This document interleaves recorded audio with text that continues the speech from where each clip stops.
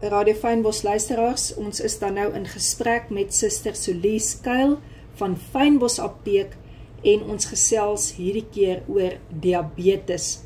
Wat diabetes is, hoe dit behandel word en dalk die simptome waarvoor 'n mens kan uitkyk. Suster Solies, baie dankie dat jy met ons gesels en vir ons gaan raad gee oor diabetes dan nou. Baie dankie Leonie ook vir die voorreg.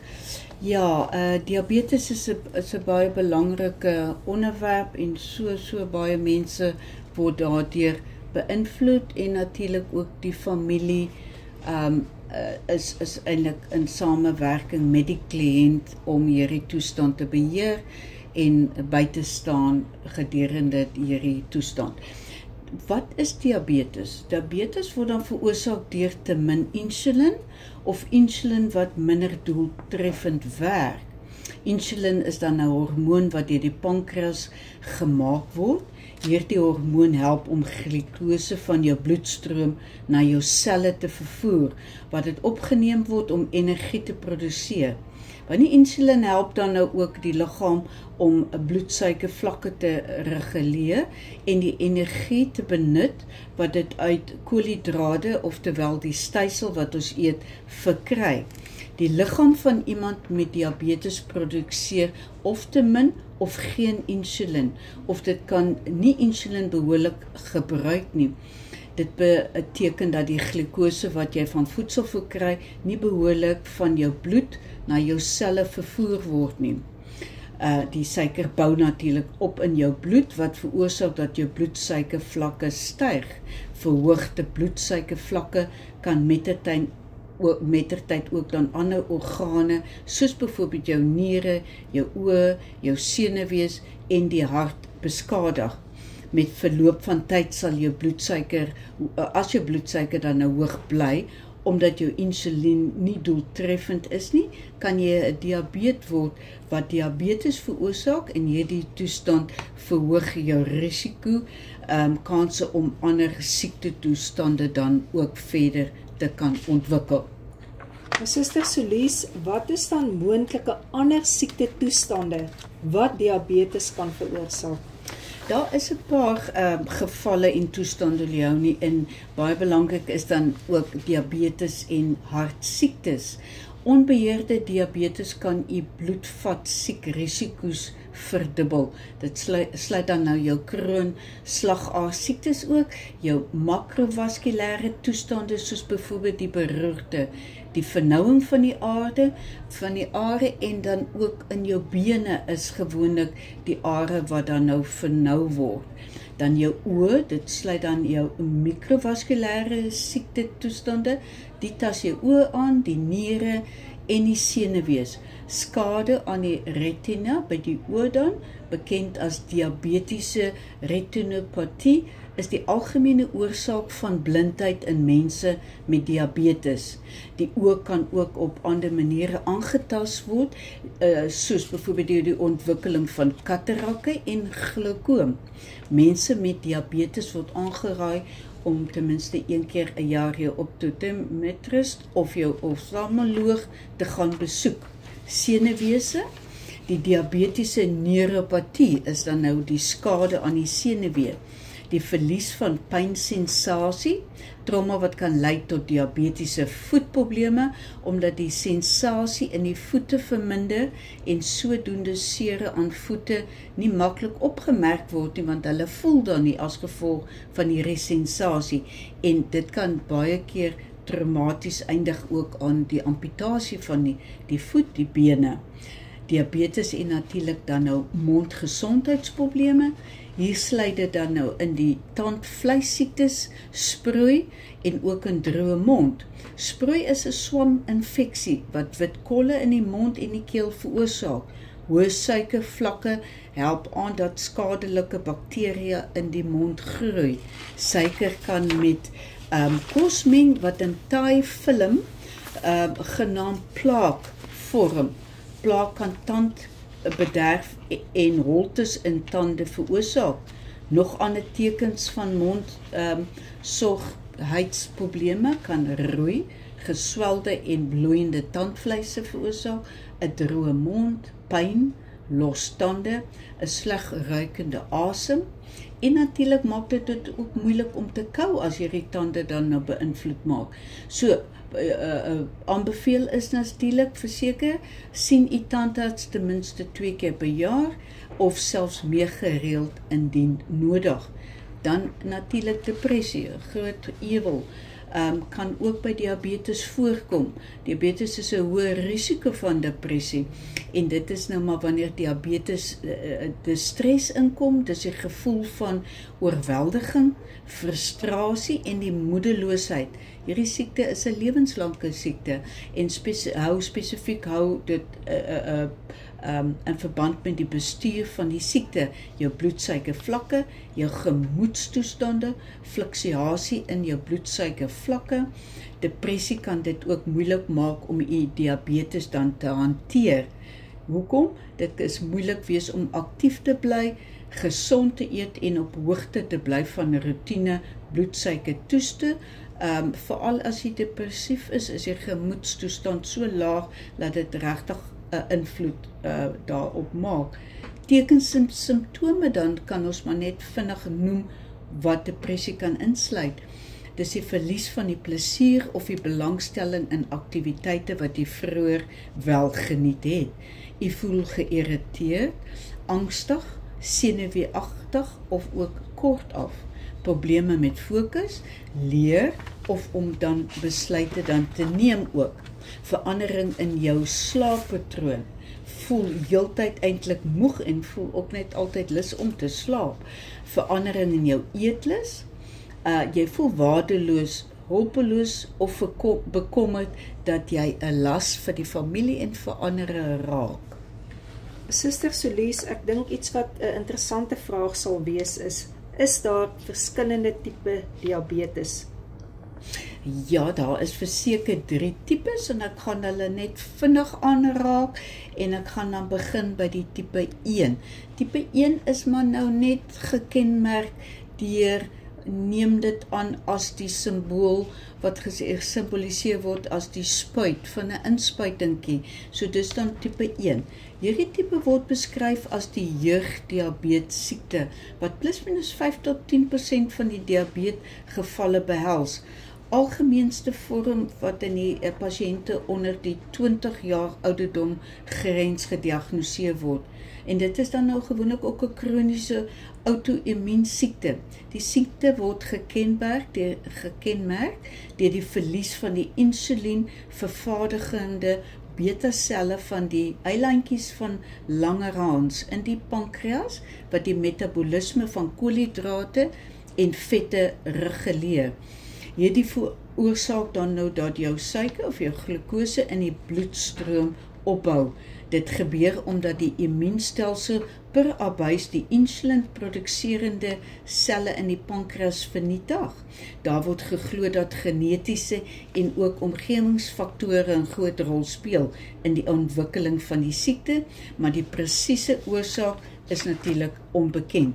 Tipe 1 diabetes moet dan nou ook nie verwar word met die toestand wat veroorsaak word deur te veel eet van suiker nie. Dis is wel swak eetgewoontes of om oorgewig te wees. Die tekens en simptome dan natuurlik van tipe 1 kan ons uitwys as gereelde urinering. Die niere probeer om oortollige suiker uit die liggaam te verwyder deur meer urine te passeer. Verhoogde dors, die liggaam se poging om dors te blus as gevolg van dehydrasie, so dit maak jou meer wakker en gesteld om ook meer vog in te neem. Moegheid en swakheid, sonder insulien kan die liggaam nie suiker na die selle vervoer vir energie nie. Onverklaarbare gewichtsverlies, die liggaam begin spiere en vet vir energie af te breek, so mens gaan spiermassa ook daar verloor. Versteurde visie, hoë bloedsuiker kan die lense in die oë beïnvloed en daardeur dan nou 'n visieprobleem veroorsaak. nog ander simptome. Hulle kan die persoon kan prikkelbaar wees en wonde natuurlik veral in die bene of oral kan stadiger genees as gevolg van die diabetiese toestand. En wat is dan nou die behandeling vir tipe 1 diabetes, Suster Solies? Soos ek genoem het, tipe 1 is nou maar gekenteken as die simbool van die naald of die spuit, wat dan nou insulien is. Insulienterapie, mense met 'n tipe 1 diabetes benodig insulien om te oorleef. Dit word meestal deur 'n inspuiting of wel 'n insulienpomp wat ook die nuutste tegnologie is wat ingeplant kan word en daardeur toegedien word. Daar is verskillende tipes insulien. Ek gaan nie te veel hierop uitbrei nie, maar jy kry 'n kortwerkende insulien wat dan nou gereeld toegedien word. Jy kry die lange werkende een, jy kry 'n vinnige werkende een en dan ook een wat onmiddellik die werking van insulien oorneem. Op grond van die tipe insulienterapie wat jy nodig het, moet jy jou bloedsuiker vlakke dan ongeveer 2 tot 4 keer per dag monitor en daarvolgens jou insulien toedien. Dit kan later aan afneem, soos wat jy gewoond en bekend raak met jou insulien en jou gevoel hoe jy tekens en simptome ervaar van wanneer bloedvlakke hoog of laag is. Bloedsuikervlakke is geneig om te verander, selfs al neem jy dan insulien ook. So bloedsuikerbestuur is 'n lewensbelangrike selfbestuursiekte wat deeglik gemoniteer word van die bloedsuikervlakke en 'n gesonde benadering tot lewe vereis. Is daar wenke wat u kan gee vir 'n gesonde lewe met 'n tipe 1 diabetes? Ja, Leonie, soos enige ander siektetoestand is diabetes ook maar 'n lewenstyl wat gehandhaaf moet word en daar is goeie wenke. Kry genoeg slaap.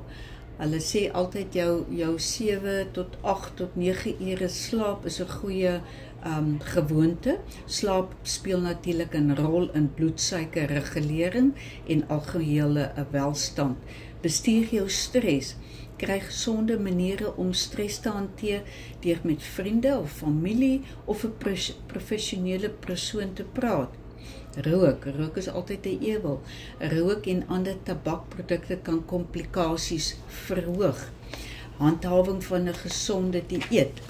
Dieet beperk tot lae vet, lae kalorieë en voedsame kosse soos volgraan, groente en vrugte. Jou dieetkundige kan jou ook vra om jou verfynde koolhidrate en vleisinname te verminder. Die doel is om 'n gesonde maaltye te eet. En dan gesels ons meer oor tipe 2 diabetes. So tipe diabetes tipe 2 is dan nou die een wat gesimboliseer word deur die gebruik van medikasie, veral dan nou orale medikasie, en is ook die algemeenste. Omtrent 90% van diabetes is 'n tipe 2. Tipe 2 diabetes word hoofsaaklik deur hier dan nou jou lewenstylfaktore en genetika veroorsaak. 'n Paar lewenstylfaktore is bekend, insluitende obesiteit, wat deesdae 'n groot rol is en 'n groot ewel is vir diabetes. 'n Liggaamsmassa-indeks van meer as 30, en dit word dan nou in Engels as die BMI genoem. Dit is 'n gebrek aan fisiese aktiwiteite, ongesonde dieet en dan ook stres, en die lei dan nou na obesiteit. Tipe 2 diabetes se pankreas werk steeds, maar hulle liggaam is weerstandig. Ons hoor baie keer ouens of kliënte praat van hulle is weerstandig teen insulien, maar dit is nou hier waar die tipe 2 dan inkom, waar die pankreas werk steeds, maar die liggaam is weerstandig teen die hormoon en dit kan nie doeltreffend verwerk word nie. Staan ook bekend dan as suikersiekte. Kom meestal voor onder volwassenes, maar kan ook wel by kinders gediagnoseer word, gewoonlik as die kinders vroeg al oorgewig en onaktief is. Enige voorstelle dan om tipe 2 diabetes te kan beheer, Suster Solies, is daar so iets? Ja, hulle kan ook beheer en dit sluit dan maar ook weer eens die gesonde dieet, gesonde eetplan, kleiner porsies, byvoorbeeld lewenstylveranderinge, oefeninge, program en fokus dan ook op gewigverlies. Ekstra, maar met gewigsverlies kan cholesterol en natuurlik bloeddruk beheer in ag geneem word. 'n Liggaamsmassa-indeks, weer eens die BMI, kan verlaag word na daai wat ek genoem het van die 30, wat obesiteit is, kan verlaag word tussen na afmetings van 18.5 tot 24.9. So die ideaal is maar eintlik 'n 25. 'n Buikomtrek nie meer as 88 cm by die vrouens nie en dan ook by die mans 102 cm. Dit is nou daai ou middelriffie rondom ons buik wat die kwaaddoener is en dan ook die oorsaak is van cholesterol met die vetneerlagies wat daar vorm. Drink dan nou gesond ook 8 tot 10 glase water. Beperk jou soutinname, matige gebruik van alkoholinname. Te veel alkohol kan dan nou lei na ooggewig en natuurlik hoë bloeddruk. Wat is dan nou die behandeling van so tipe 2 diabetes wat 'n mens kan volg?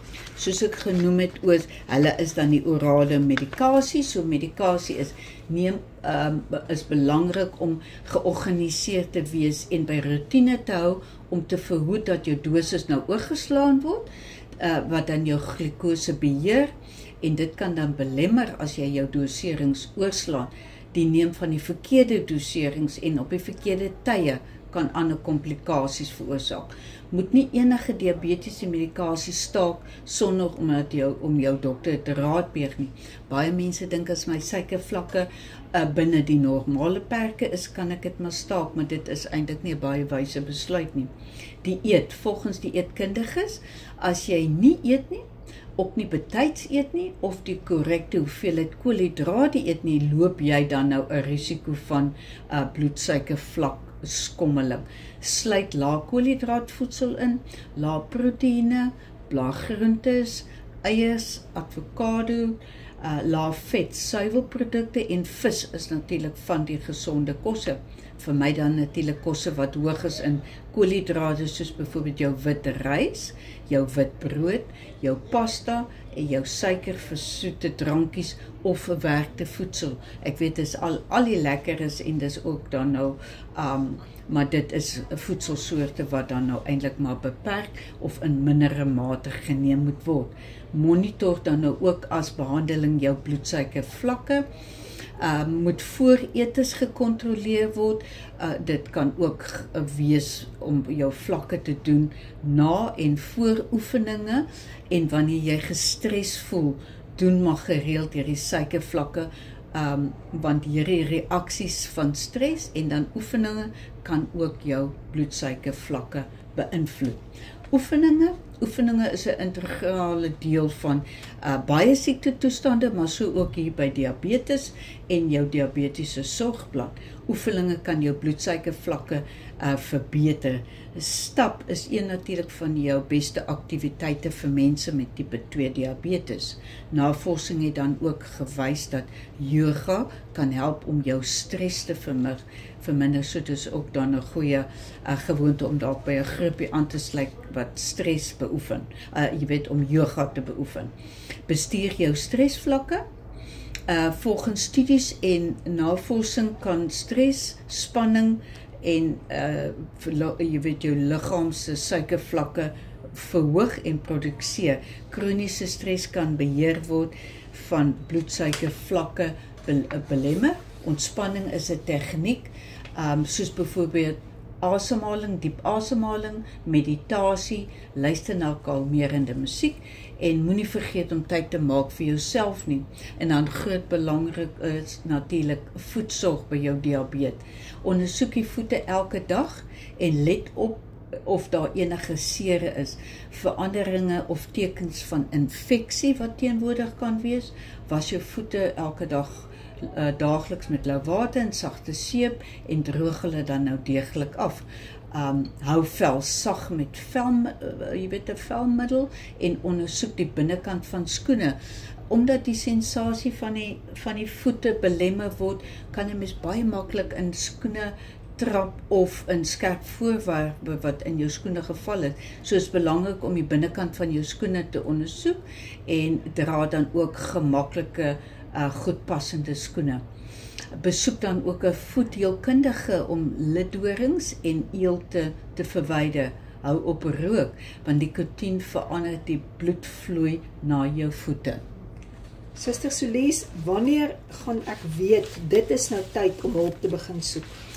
Wel, 'n diabetes, daar is twee belangrike toestande wat kan gebeur. Die een gaan te laag in die suikervlak in daal of die hoë suikervlak. So kom ons praat net gou vinnig dan as jou suikervlak te laag gaan. Dis belangrik om tekens van 'n noodgeval te verstaan en stappe wat jy kan doen as hierdie lae suikervlak dan nou opdaag.